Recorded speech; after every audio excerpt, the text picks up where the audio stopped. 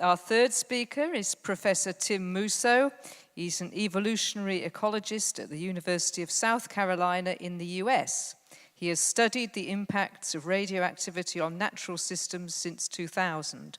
He and his colleagues have published more than 100 peer-reviewed scientific papers linking radioactivity to genetic, phenotypic, and demographic effects on birds, mammals, insects, plants, and microbes. Welcome, Tim. Thank you very much. And I see my slides are up, so that's great news. I'd really like to start by thanking the organizers, and especially Ian for organizing today's session and for inviting me here to be, it really is a privilege to be in this historic hall today. I don't get many chances like this where I live, so thank you very much for inviting me today. Since we don't have too much time, we're going to get right into it, and I almost always start with this disclaimer.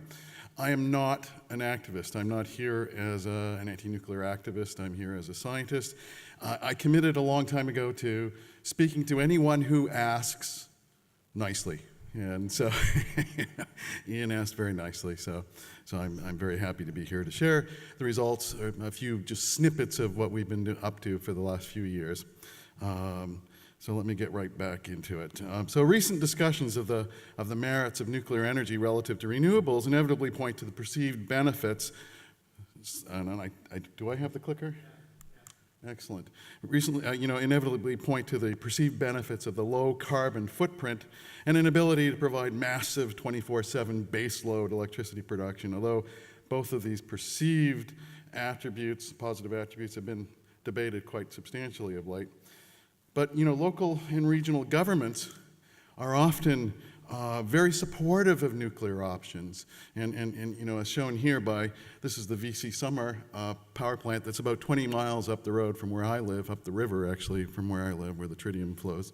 And what you see here are two new AP1000s under construction and the old reactor up on the lake.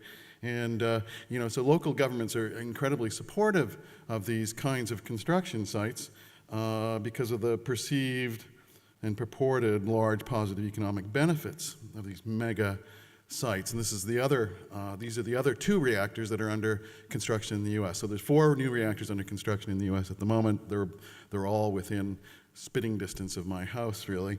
And so I have a personal interest. And so this is another one. And of course, the local governments are really, really keen on these because look at the number of cars in the parking lots.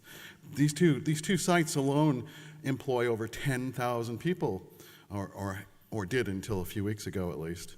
And but of course, right now there's a huge issue in that these benefits clearly appear to be very short-lived, as mentioned earlier. In the previous talk, Westinghouse, the main contractor here, has declared bankruptcy, largely as a result of cost overruns and time overruns at these two sites in South Carolina and Georgia. And so guess who's going to end up footing the bill for the third of the construction that's already been underway?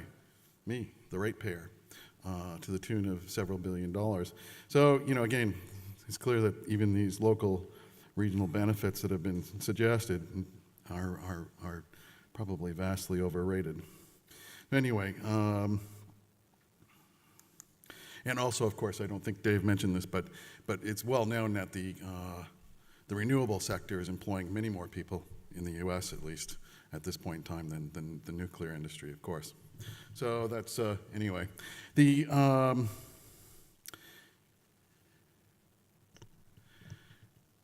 the broader view of things, it's another shortcoming is that the inclusive economic costs of nuclear accidents, such as those that occurred at Chernobyl and Fukushima, but there are actually a couple hundred other accidents that have occurred over the years, those inclusive costs of those accidents are rarely considered in the grand scheme of the costs of nuclear energy.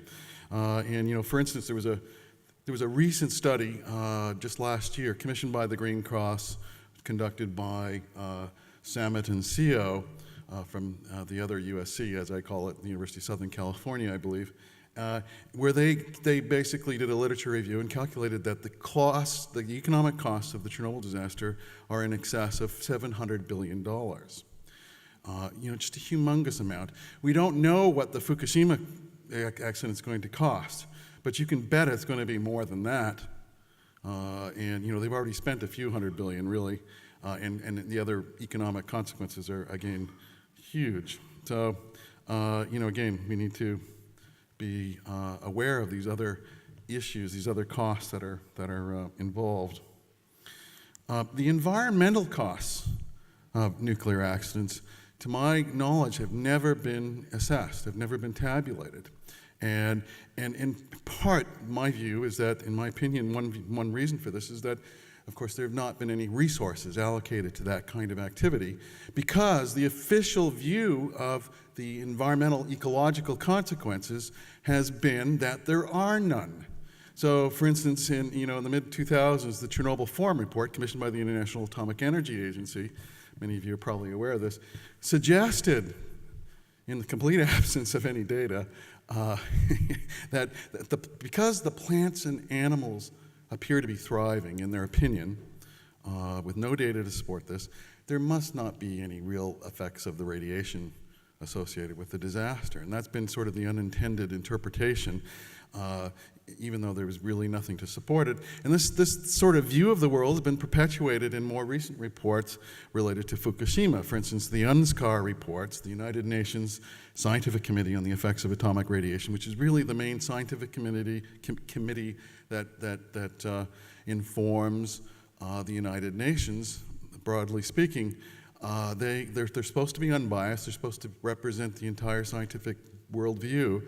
And yet they have suggested, again, in the near absence of any supportive information, and that there would be no consequences of the radiation associated with the Fukushima disaster. So again, very clearly pointing to the fact that there are some biases built into this system that, again, as a scientist, as an ecologist, as an evolutionary biologist working in a university setting, I'd never really faced these kinds of biases before, this kind of self-censorship that seems to be dictating policy at the broadest levels. So anyway, here's another, actually this is another snippet from the Director General of the International Atomic Energy Agency from his 2015 report, which basically takes the UNSCAR report and trims it down and basically makes it even more benign.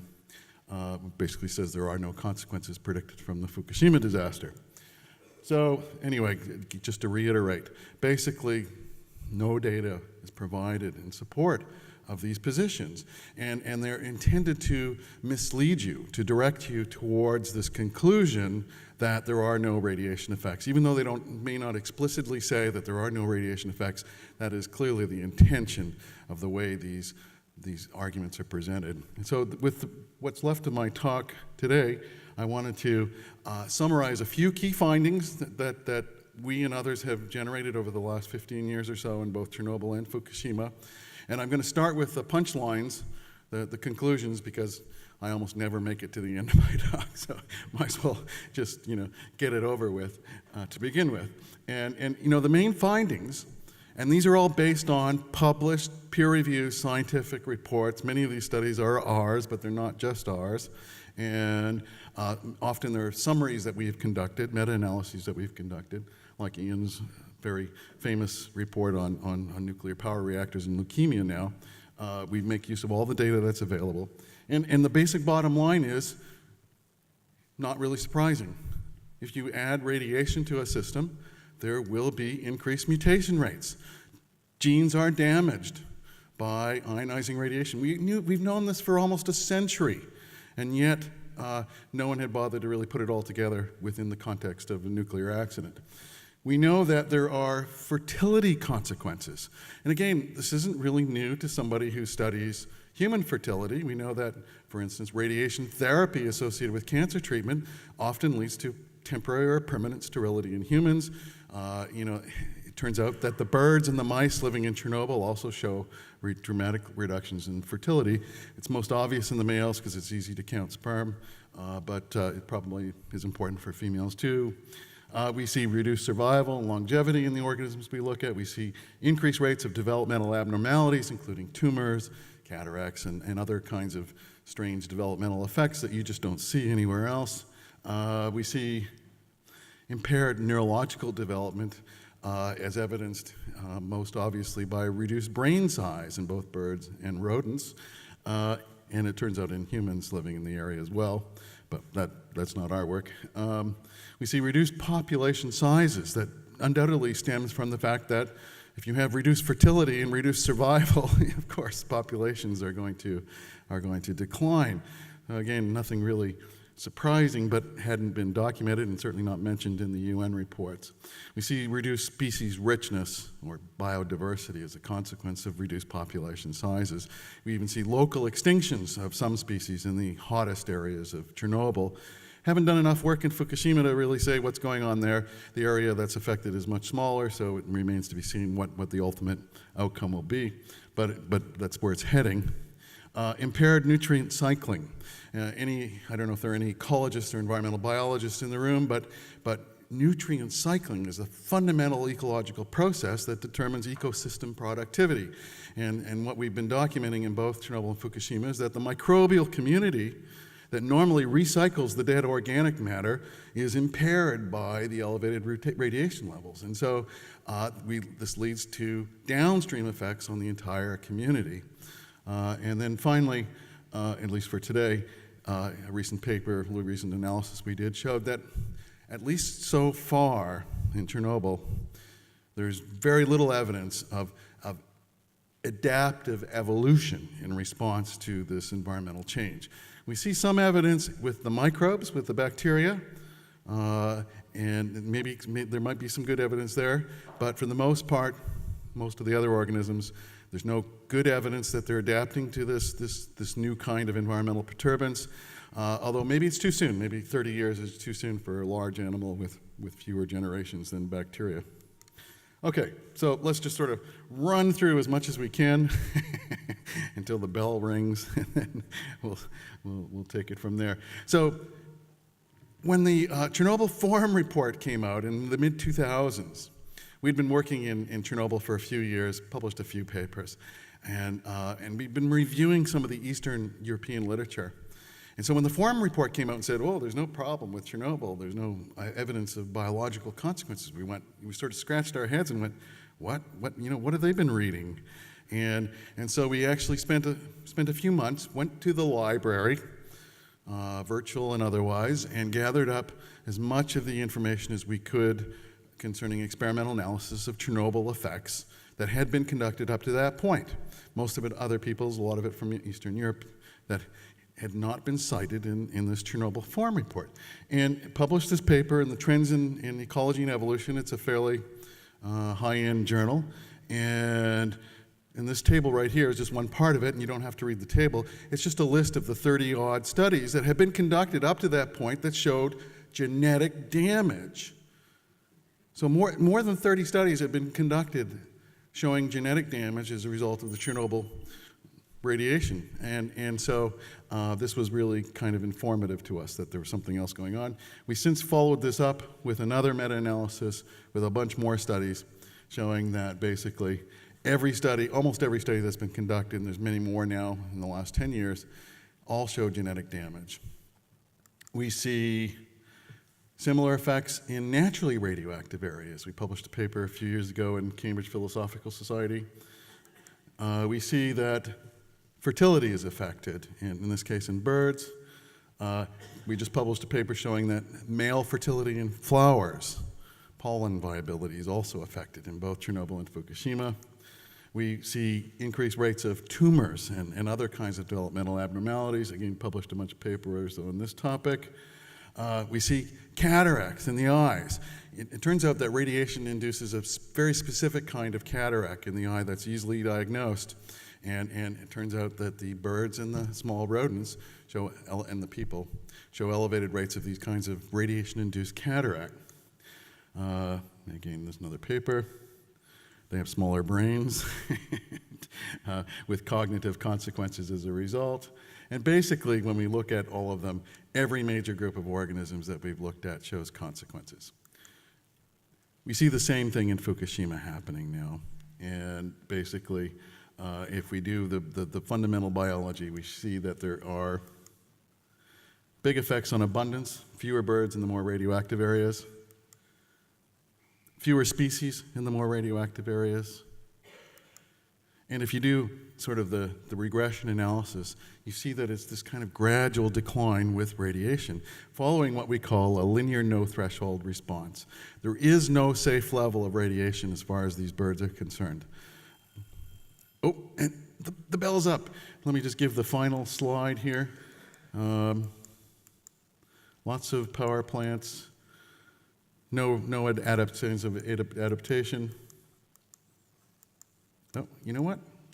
My concluding slide is different. So I'm just going to end right there and say, so what do we need to do about it? What needs to be done? Any ideas? Any suggestions? That's it's a little too obvious, you know. Say again? That's of course the answer that I'm looking for, and I hope you'll join me in suggesting that more research by independent scientists needs to be conducted, not only in Chernobyl but in Fukushima. Thank you very much. Thanks very much indeed. That was fascinating. And now to our final speaker in this section. Dr. Andrew Blowers is Emeritus Professor at the Open University